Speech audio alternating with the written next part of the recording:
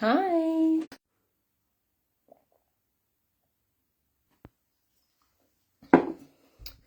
Hello. All right, I'm just going to make sure we're going live. Unfortunately, for whatever reason, every time I go live, my internet decides it's going to be funny. So I can see that it's trying to cut in and out. I apologise if that's happening to you. Just make sure we are there. Good. Alrighty, welcome everyone. I'm just getting the comments up in the background. Beautiful. Say hi. Jump on if you're here with us. Make sure you say hi. You can do a hashtag live with us if you're here live with us. If you're watching this after the live, and the live is Wednesday night, I didn't think about that, you can do a hashtag replay, and that will keep you up to date with all the comments. And of course, as we go through, if you've got any questions that you want me to answer, I will answer them for you.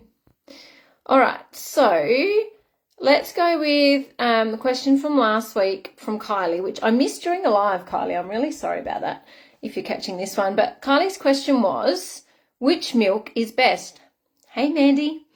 Kylie asked which milk is best. The answer to that is varied, right? So the best milk to drink is one that doesn't inflame you, is one that your guts can tolerate, and one that fits within your calorie goals or your macro goals. If you can't tolerate dairy, then go your nut milks, your oat milks, those sorts of things. It's always gut health and overall health first over calories. Do you need to have almond milk to reduce calories? No, you don't. There are lots of almond milks that have sugar in them. They have loaded sugar in them, so the calories aren't always different with almond milk. If you're looking for really low calories with almond milk, you want to go for something unsweetened. Normal milk is not bad in terms of macros, in terms of protein and carbs and fats. Those fats are generally good for you. The problem is that a lot of people can't digest that milk. And so that then gives them the bloated tummy, diarrhea, constipation for some people, the skin irritations. Lactose intolerance comes out in so many different ways. So the best milk for you is, number one, the milk that you can tolerate, that your body doesn't hate. And number two, if it fits in with your goals. Yeah. That's how to choose the milk, and I guess in your price range too, because some of those milks are bloody expensive. That's how to tell which milk is best. I hope that helps answer your question, Kylie. All right, another one that was left last week is, how much exercise do we actually need for fat loss? I love this question, because this is a question that so many people just don't know the answer to, right? So take where you are now. If you want to see some fat loss on your body, you need to be doing more movement than you are now.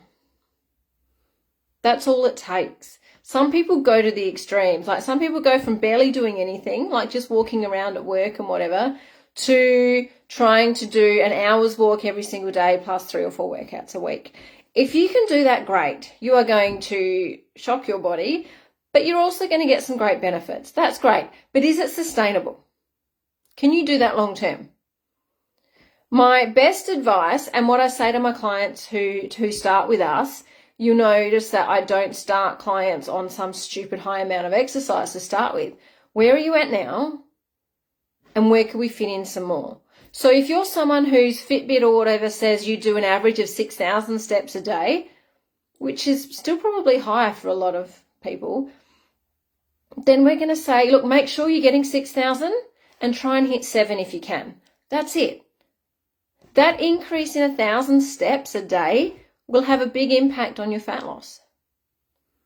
That's without changing diet, without changing anything else. Let's just add another 1,000 and see how you feel. See how it impacts your sleep, how it impacts your energy, how it impacts your stress levels. Have you got time for another 1,000 steps? Where do we fit it in? There's all these things to think about. and then we'll see the results. If you want to add in workouts, then add in workouts. I will never say no to someone adding in a workout, because that is going to use your muscles, which is going to be brilliant for your hormones. We talk about this nearly every week. So the answer to the question, how much exercise do we actually need for fat loss? Just more than you're doing now is a good place to start, because then your body will adapt to that, and then you can increase again a little bit more. Whereas if you go from 0 to 100 and then your body adjusts at 100, where do you go from there? There's no 200. So incremental is best. You will see brilliant results with just an improvement on top of what you're already doing now. All right, I hope that helps. Make sure, hi Katie, hi. Make sure you're popping your questions below in the chat. If hopefully I won't miss any this week. Beautiful. All right. Next one is walking really enough, or do we need to do weights? It depends what your goal is. If your goal is simply to lose body fat, walking is enough. Walking is enough. You might need to do a little bit more of it, but walking is enough. People have walked for thousands of years, right? Humans were designed to move. Our bodies are designed to move. It doesn't like sitting down all day. Weights, though, weights are going to add a whole nother element. So think of it this way. If you just lose weight by walking, you'll do a good job, but your body will just shrink in size. You'll kind of stay the same shape. You might have, might be smaller, might have some looser skin. If you add weights to that, depending on where you're starting from, it might only need to be one workout a week. It might need to be an extra one workout a week, or it might need to be more intensity doing what you're already doing. When you add weights and strength training, your shape changes. So while that body fat is dropping, your muscle is building.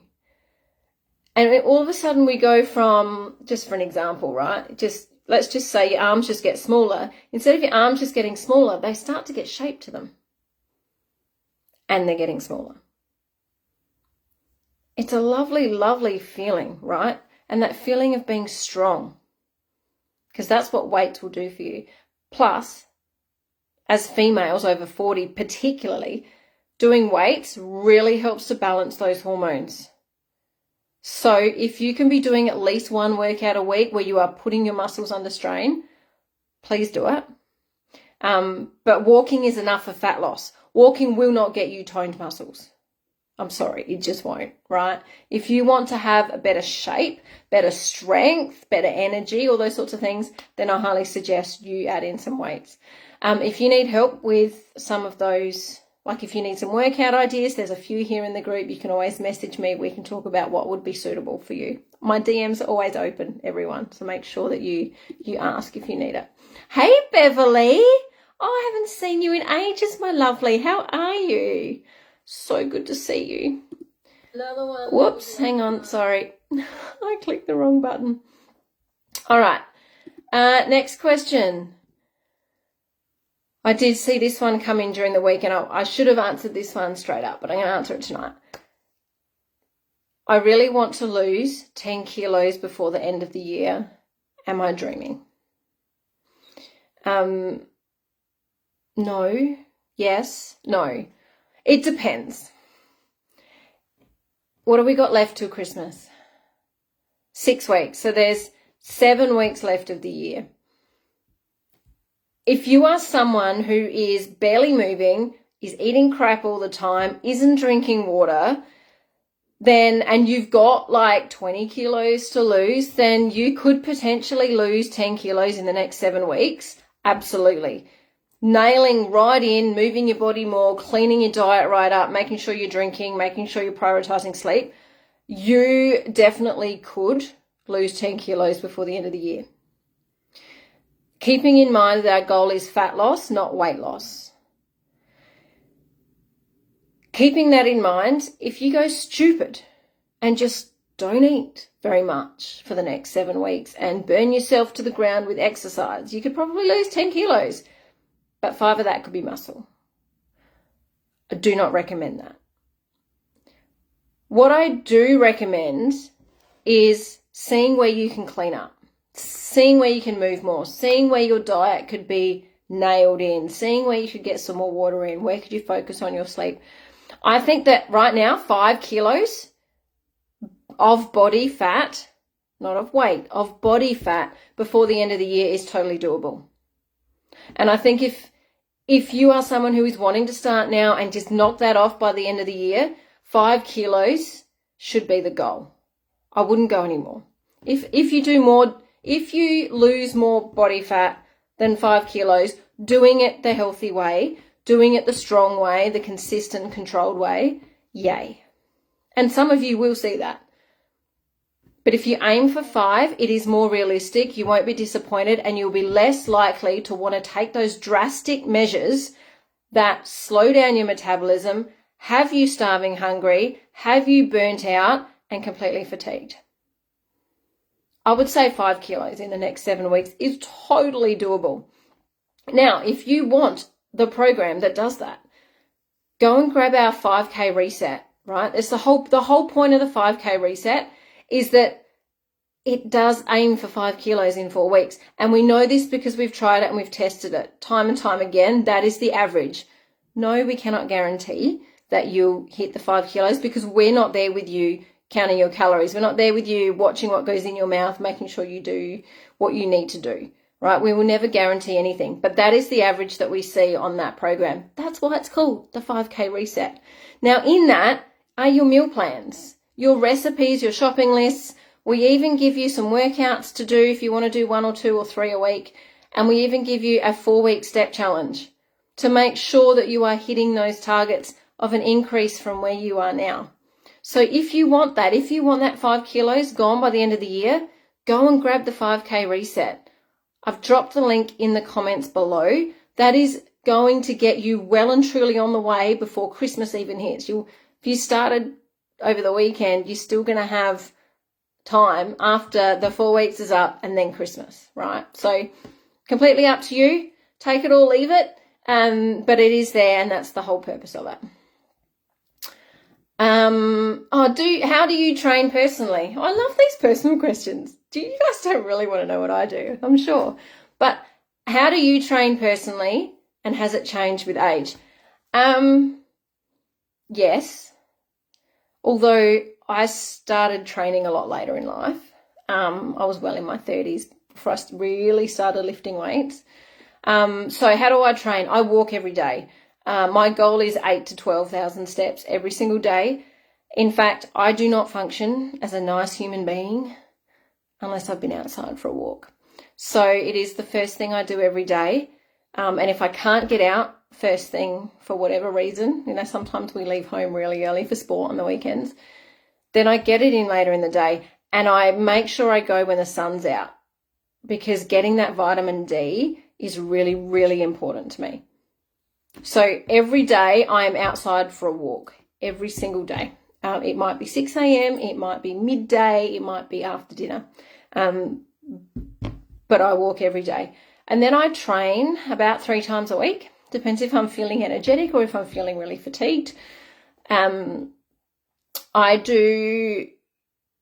the moment, I'm doing full body 3 times a week because I have an injured rotator cuff. So my upper body is extremely limited, but my lower body's not. So I have a big focus on my lower body at the moment as much as I can. But I do full body so that I can still get some in, but I'm not wasting a workout not being able to do much with my shoulder. And then I do 1 to 2 yoga sessions, just at home, yoga stretch. I do it on my own, actually. So that was something that someone else asked me recently, is who do I train with? No one. I train on my own. Hey, Vanessa. And that's always been the case for me. I've had little patches of training with other people, but I'm my own cheerleader. I have to be, and you have to be too. You have to be, if you want to build this into your lifestyle consistently, you've got to be your own cheerleader. You've got to be unafraid of just showing up by yourself, either in the garage or in the living room or in the gym, outside for a walk. You've got to show up with just yourself. Otherwise, we're going to be relying on external forces to make us do it, and that ain't going to work. That's not going to keep us going forever. So no, I don't train with anyone. Yes, I train. It's a really big, important part of my day to train because I feel so much better afterwards and I can eat more, right? The more you train, the more you can eat. And I love food. I love my food. Beautiful. All right, let's have another look at these comments. Make sure you ask your questions, ladies, in the comments below. That's what we're here for. Alrighty, let's have a look here. What do you say to someone who doesn't have time for the gym? You don't need the gym. If your goal is to be a weightlifting champion, then you need the gym. If you have moved past the fact where you cannot get any more out of body weight, which is a fair way down the track, mind you, if you cannot get any more out of body weight, then perhaps then you might need a gym or some equipment. But if you honestly don't have time for the gym, two things will occur. One, I'll ask you why you don't have time for the gym, because it can be really beneficial. And I wonder if that don't have time is an excuse or if it's genuine. 9 times out of 10, it's an excuse because we can always make time for the things that are important to us. So it's probably not important. The second thing is if you genuinely don't have time, just question whether or not it's needed for your goals. If your goal is fat loss and some muscle tone, you probably don't need the gym. You need to walk, you need to eat better, you need to drink your water, and we need to do some body weight workouts. For a lot of people, you don't need the gym. Or you can buy some equipment for home. Body weight exercises are really underrated in terms of how much load you can put on them, right? When you can do 20 squats really fast and it feels too easy, we slow them down. We hold them in different positions. We go to one-legged squats, right? There's so much that you can do without going to the gym. Don't make not having time for the gym the excuse for not doing anything at all. I hope that makes sense. All right, let's have a look. How much time we got? Beautiful. I reckon we got time for one more question. Can you lose fat without doing cardio? Yes. Yes, you can. Right? Fat loss primarily comes down to calories in, calories out. Primarily. So most of your fat loss is going to come from cleaner food, less calories than what you're eating now. It is going to come down to moving more. And I will always say you should be moving your body anyway, a good 8,000 steps. Is that cardio? Yes and no. But it's not required to lose body fat. It is required for you to feel like a strong, healthy, energetic human being. So no, it isn't. You can also lose body fat by focusing on the calories, by focusing on the food, and by focusing on weight training. The only cardio I do is walking. I have started running once a week because I'm training for something now. I don't like cardio. I don't like HIIT classes. I don't like that fast-paced kind of thing. Running pushes my limits. But I love my weight training. And you can lose body fat just by weight training because that is going to burn calories longer throughout the day anyway than the cardio session will. And also focusing on your water and your calories in. You do not need to be doing HIIT sessions or going for massive runs all of the time to lose body fat. And in fact, there is a big study at the moment around the negative impact of those things for menopausal and perimenopausal women with cortisol levels. It can put the body under a hell of a lot of stress that it doesn't need. Hey, Leanne. So can you lose fat without doing cardio? 100% you can. 100% you can. I bet that's good news for some people. I bet some people really wanted to hear that answer, right? All right, ladies. So that is our 20-minute mark for this week. There doesn't seem to be any questions in the group, any more questions under the video. But if you do have one, pop it in and I'll answer it next week.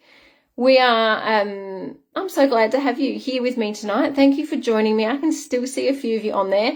As always, drop a hashtag live or a hashtag replay in the comments. And please, as always, my DMs are always open. If you've got a question, you're interested about something, please come and ask me. That's what I'm here for. And like I said before, I've dropped the link to the 5K reset in the comments. If you want some meal plans, a step challenge, and some workouts that are going to help you lose that 5K by the end of the year, if that's your goal, go ahead and grab that. The link is in the comments. Have a great week, everyone. Bye.